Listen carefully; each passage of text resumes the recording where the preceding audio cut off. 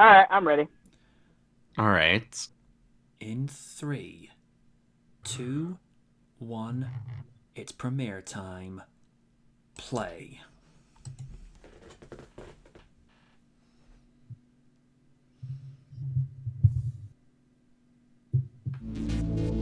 Ooh.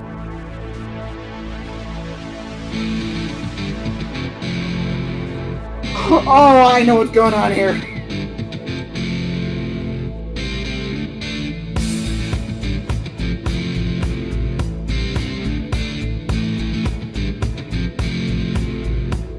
Oh, yes! No.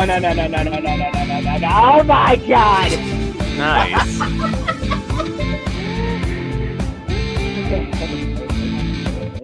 Oh my god. As soon as I saw the purple, I'm like, Mighty Morphin yes! Power Rangers. Quite possibly one of the most dominant brands of the 1990s.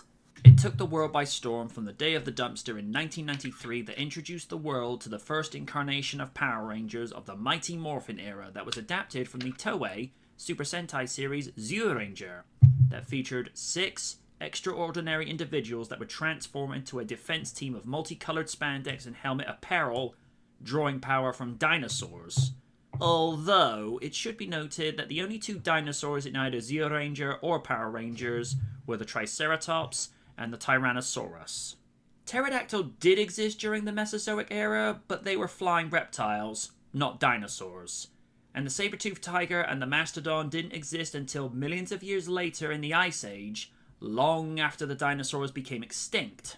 The original team comprised of Jason, Zach, Trini, Kimberly and Billy, and later Tommy joining as the legendary Green Ranger. During Season 2, Austin St. John, Walter Jones, and the late Tweed Trang walked off the set as their characters Jason, Zach, and Trini. This was due to a pay dispute as they were only getting paid $500 an episode. Now, while I don't condone the unprofessional conduct of walking off the set like that without giving notice, I do appreciate their reasons for doing so. Is this $500 an hour? Consider Or that an it was episode? the number one show for kids and young families that was pulling in ratings and revenue through merchandise, you would think that Saban would be able to pay them a decent wage. But to my understanding, when Jason David Frank was asked to return to the franchise in 2004 for Dino Thunder as a favor to his friend Douglas Sloan, he said, and I quote, "Disney are like Saban. They're cheap." Well, that's awkward.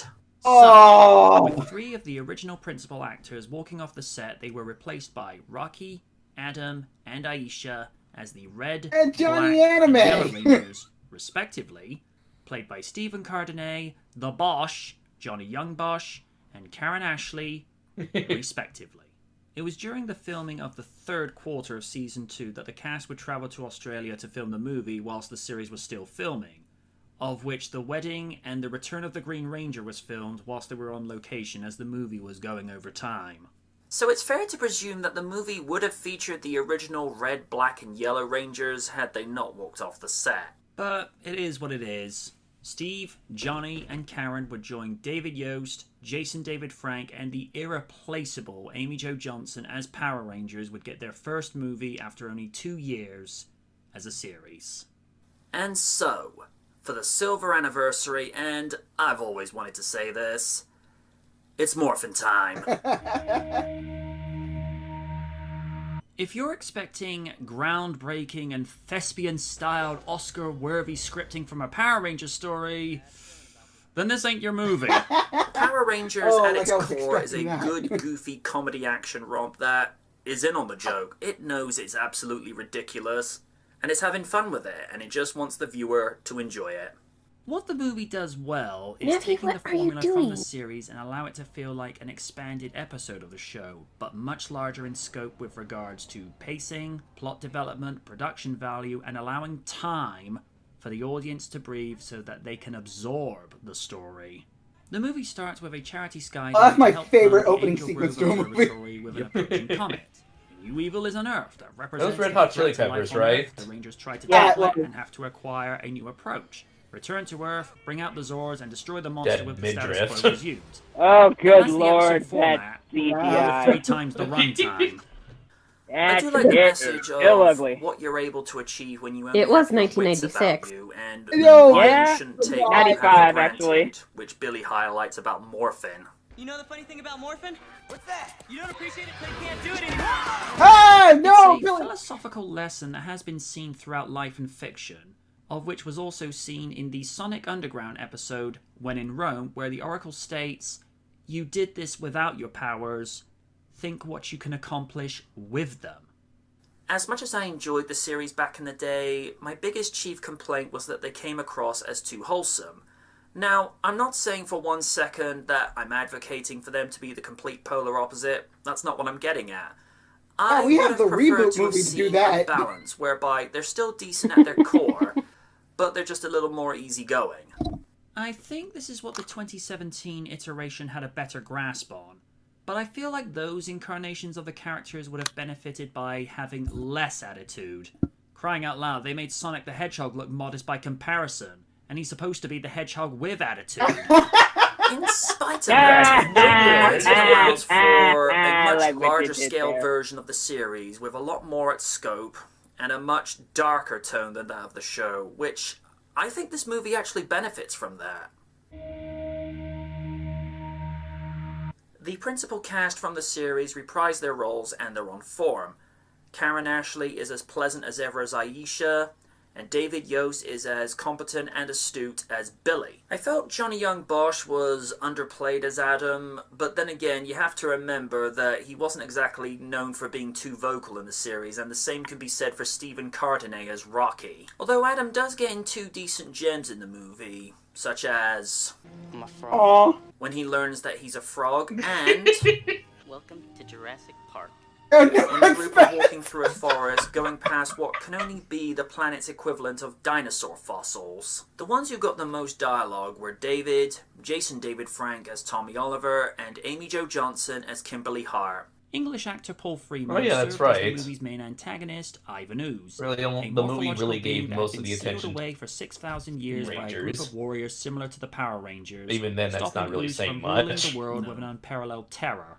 Even when I go Freeman back to brings to the watching role as it, Ivan they still is had a lots little of bit of wit, dialogue. I ham, mean, half of it and was like surprisingly walking, a likable villain that just and the rest of it was oozed just like reflecting charisma. what Just happened fighting. previously. Off of Lord Zed and Walking, Rita. fighting, Yeah. walking, some more fighting.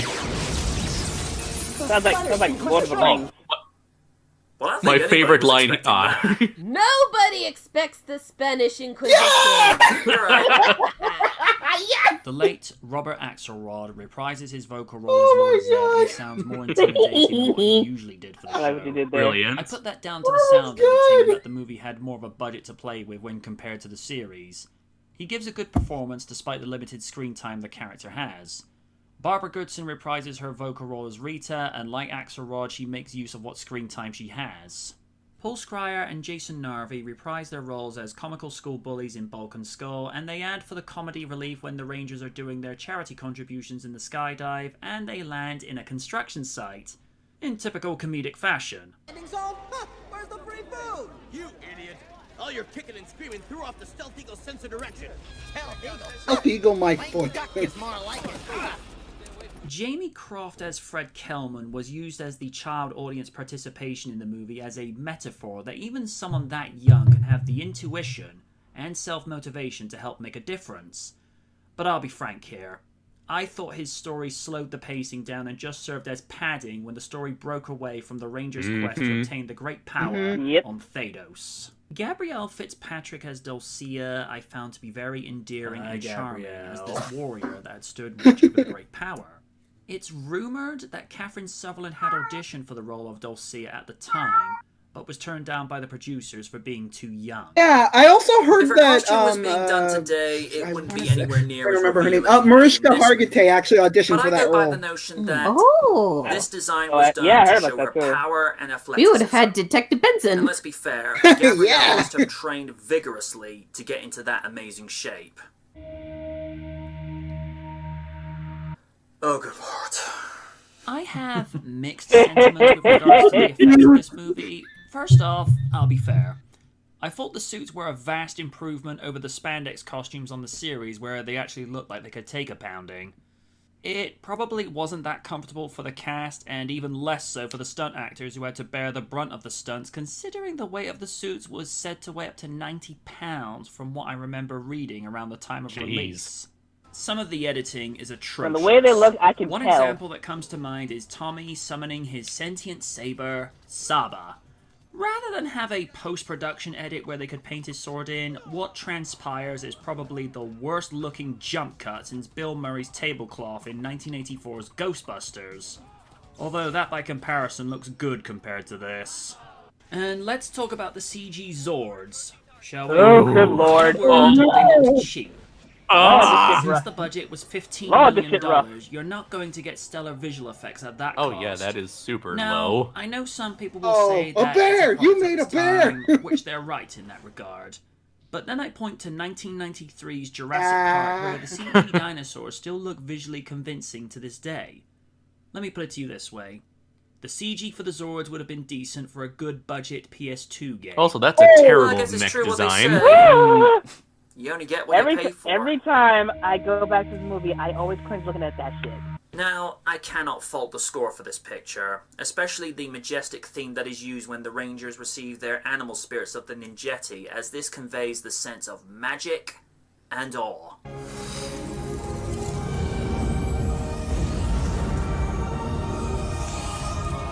Like something out of E.T. Graham Revell composed the score for the motion picture, and I find his work here is on the level of Sir John Williams and Alan Silvestri, of which I consider the masters of the composing world. The moving and somber score does give a lot of emotional weight when the Rangers return to the command center and seeing Zordon lying lifeless, realizing that they got back too late. The Power Rangers theme is remixed for the movie, and it's a much more rock and roll vibe when compared to the TV series version that was composed and sung by Ron Wasserman. I may have Well, yeah, it was done by misgivings about Megadeth. this work, but the movie does Oh, this really? theme justice. Yeah. Oh shit. Oh, that's awesome. Okay, yeah, I hear it. Holy shit. This movie theme would be reused in Power Rangers 2017 as the Rangers take their dinosaurs to the battlefield. Aw. The use of Van Halen's Dreams All was too a great lie. picture with everyone I can't safe lie, and I sound and squealed Angel when I Grove heard that. thanking the Power Rangers made for a real feel-good moment. It's a guilty pleasure. Not perfect by any stretch, and I don't think it was ever meant to be. It's just a campy movie that kids and young families that were fans of the franchise could appreciate because it had a little something for everyone. It only took $66.4 million against a budget of $15 million. But considering that it was up against Batman Forever at that time, well, need I go on? Elements of the movie would be carried over into the Season 3 four-parter Ninja Quest, where the Rangers still lose their powers and have to travel to the still say Desert of Forever Despair where wasn't they too meet bad. Ninjor. I didn't mind Character, while Ninja. harmless enough, was less credible than Dulcia, and goofy. He was to a bit boot. more hot-headed in But that's my Kaku Ranger. A second Power Rangers movie would follow. Oh, with the Turbo! theatrical Oh, release of Lord. Turbo, a No. Power Rangers movie in 1997 that tied directly Only good into thing the about TV that series movie that was would then Awesome continue St. with John the and Amy fifth Jo season of Johnson the in that. series, That's it. Power Rangers Turbo. There wouldn't be another Yeah. Power Rangers movie for 20 years until the movie franchise rebooted with Power Rangers 2017 with a much speaking more of grounded suits, British ugh. version of the Rangers headlined by Dacker Montgomery, R.J. Kyler, Naomi Scott, Ludi Lin, and Becky G. The movie's not perfect, but in some sense that gives it character and personality, It's and it reminds you awful. of a time when things were just a little bit more innocent. And I think there's something to be said for that. I'm MJ Knight, and we went back to action for Power Rangers. To be honest, the new movie is not that bad. It's just lacking of any sort of real identity. Good, goofy comedy And it's action not worth romp. going back to if That's you're not in on the if joke. Right. you're not a Power Rangers The fan. movie knows exactly what it is, and it wants to be. It's Morphin. I've never heard of Morphin. Maybe Kaiju could tell me that. Kaiju, is there a form of Super Sentai that goes, it's Morphin? I don't I know. can't say there isn't. I seem to be channeling my inner Leonard Nimoy. MJ, is this even logical? he's looking at the guy going, okay, I sound nothing like that. B-Raiden goes, yes, you do. Yeah, it's why are you making me sound more like Sulu? So, Oh my! if Kaiju's Spock, presumably that would make Raiden Geordie LaForge. Lids would be Counselor Troy. Good choice. Okay. Win would be Dr. Beverly Crusher. So what would that make Oni? If you say Picard, I'll kill you. Yeah, but you get to Yes! Picard, the best captain of them all. That is true. Crusher is my Counselor favorite. Troy. Man, the warp drive. As much as I enjoyed the series Oh back in the my day, god! Okay, he'll appreciate that complaint was joke. that they came across as too wholesome. Now, I'm not for. Well, that was a morphin failure. Do I get the Megazord to help me out? No, you do not get the Megazord to help you out. You have to sort it out. Ah, damn it. Not even Dragonzord? No. Damn it. Her costume, if it was being done today, probably wouldn't have been as revealing. But I go by the notion that they designed her costume back then to show her power and athleticism. And Gabrielle must have chained? I've heard of weight training, but weight chaining? Is this gonna... That's some intense shit right there. Oh Swimming my! chaining, football chaining, basketball chaining. Where am I gonna break the chain with this, guys? When I can hear you all groan, it's like, boo, you suck. Shut up, MJ. Wait for it. Oh! Draco Ranger. Oh, I get to be yellow. Nice.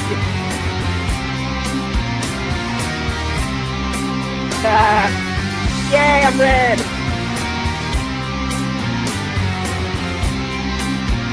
Also natural.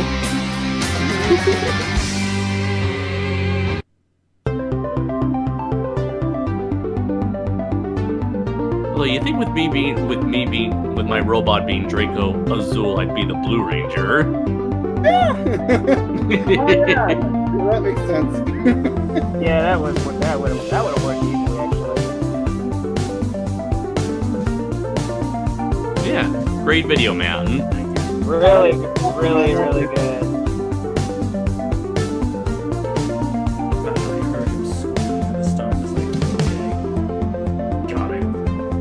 I knew it. I'm like, Yeah, that had me like. Damn, your editing skills are getting better each video. Oh yeah.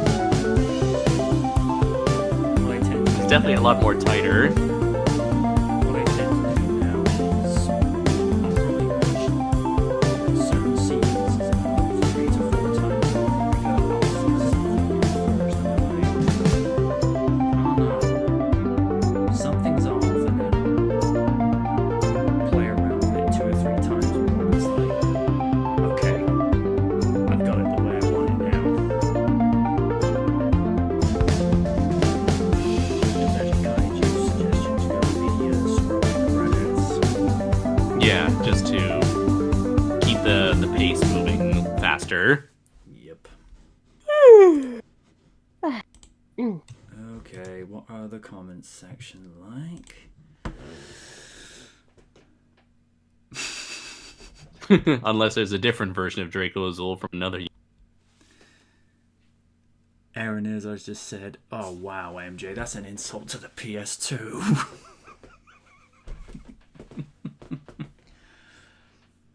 And Steven said, I bet they kind of lost the budget after the location shooting. Yeah, that and the skydive segment, because that probably took the budget down a peg or two. Mm-hmm. And I know they say judge a movie's quality based on the time of its release. The CG's That's definitely not doing it any favor. That line is not doing favors given everything that came out that year or that decade. I mean, it's like I said, the suits huge improvement over the series, and particularly with regards to the helmets. I don't think they really improved on it too much. If anything, it probably just had like a more of a gloss or a shine, index on it. But no, I just think that the Zords. Ugh. That's what that's what the kids these days would call a big oof. Yeah. I mean, it's like I said, I look at it for what it is. It's just a guilty pleasure. It's nothing monumental, and if you're expecting something monumental from Power Rangers, keep looking on, because you're not gonna find it. I always felt like there was potential for something like that. But unfortunately, they never seem to know how to get there. At least in terms of making them. I mean, I always felt like it's possible to make a good Power Rangers movie, especially when you have something like the Avengers that's able to handle an ensemble of superheroic characters in large, grand scale battles. And it's like, why can't you do that with Power Rangers? And for whatever reason, they just can't seem to ever get it right. No. I mean, it's like, I like what you mentioned there in your review, where you mentioned the idea being able to accomplish anything when you set your mind to it, and being able to, what was it, appreciating something after it's gone. It's like, these are things I never noticed in the Power Rangers movie before. And I feel like those are great themes to explore. And those are certainly some great ideas for a potential Power Ranger story. But I don't think they're ever really explored at all in the movie itself, outside of just some lip service, like, a single throwaway line here and there. Like, with the great power, we can do anything. And it's like, there's nothing really, they never really expound upon that, other than just, it's a line to show that they kind of learned something, even though they didn't really. Yeah. And that's what's disappointing about. Sorry to interrupt you, but I always felt like that was disappointing about the Power Rangers, the first Power Rangers movie, is that there is potential for a story there, as simplistic as it could be, but it just relies so much on just, hey, fighting and action and walking and exposition. It all had the right ingredients for a potential story, but it doesn't really do any of that, and just provides the barest of bare minimums in terms of the story, and pads out the rest of the movie with action, walking, exposition, kid stuff, and there you go. Paul Freeman. I was gonna say, it's gonna be expected given the demographic they were aiming at. I was maybe barely 10 years old when this movie came out. Right, and I was just a stupid toddler, so I ate that shit up anyway. Likewise, and I was like, I want to buy all the toys ever, which I think is what they were going for. I want all the toys. Because I was a freaking Power Ranger junkie in 3rd grade. Although the thing, me and a few guys at high school at the time noticed, and I'm going to have to type this out in Discord because I can't really say this aloud. That's fair. Or can you? Kaiju, we're not going down this road again. Or will we? Stop it. You made me choke on my drink. One thing we kind of noticed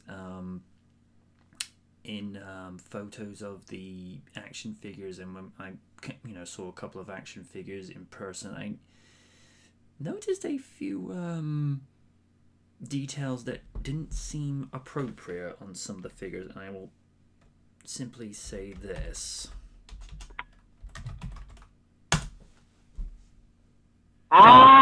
Okay. Wait. Oh, you're this not is wrong. Is based on the TV show figures, or the figures based on the movie? Movie figures. Oh. Okay, you know what? I could have sworn I actually saw that in the movie costumes themselves. Yeah. Oh my. I remember looking at it. They just feel like they're really, really tight around that area. I just remember seeing that at the time, and I thought, think that's supposed to... Oh, nope. Yep, that's exactly how they're designed. Oh god, whoever designed these, looking at these, I can't unsee this now. But yeah, those designers did not do the women any justice. I mean, this is an earlier this is an earlier version without the without the visors. Yeah, it looks weird without the visors. It's a natural. Yeah, the cut of those pants will cause that. But at least it isn't bad on Cammy from Street Fighter levels. True. Hmm. I'm just saying to Steven discreetly.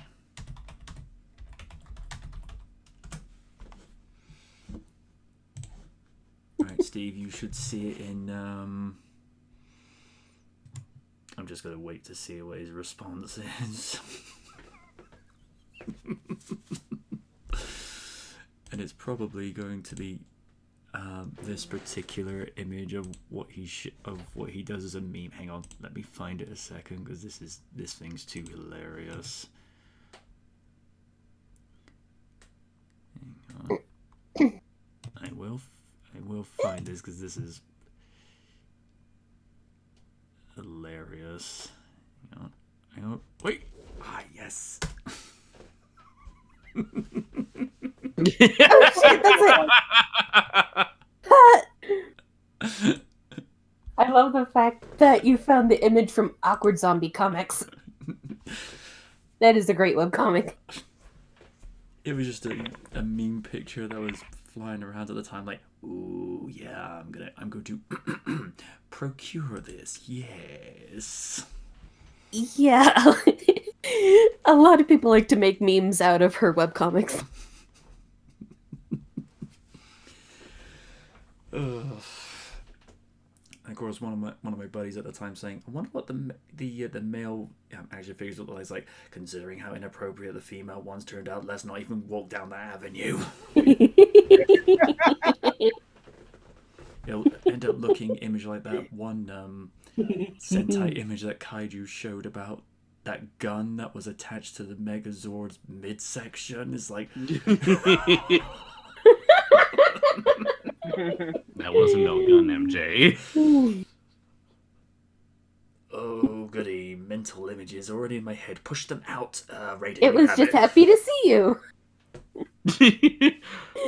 Push them out. Ooh, bad choice of words there, MJ.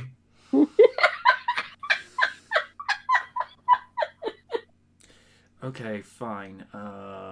Teleport into Oni's head. It's on his images. What the hell?